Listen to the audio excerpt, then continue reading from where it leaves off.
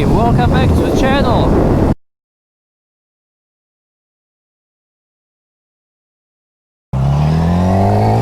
Well, I did two things.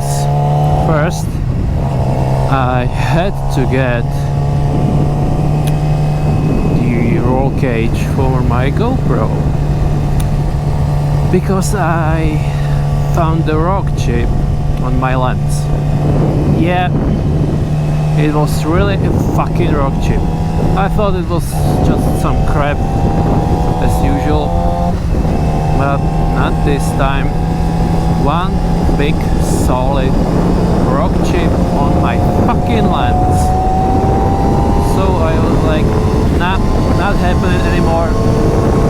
So I got the roll cage with a pretty solid lens cover actually, and we'll see how this goes. And well, let me back up a little. That roll cage is actually pretty sweet because you can change the lens cover pretty easily, but it's not that easy, so it can like fall off or something. It's a pretty solid work, I gotta say. I'm pretty satisfied with it so far. I'm gonna do some more testing and we'll see about that. And the second thing is I did it. I ordered the top line Alpinestars gloves, and I had basically no chance of test fitting it, so I just sent it and we will see what happens. Maybe the fit will be great, maybe it won't, who knows. I used official Alpinestars sizing chart, measured my hands, and yeah, I got the size large, if I remember correctly. Yeah, I guess so. And the other thing with the gloves, man, I hope they will match my shoes. I mean my motorcycle boots, because if they don't, it's gonna be, first of all, disgusting, and second of all, I have no idea what the fuck am I going to do after.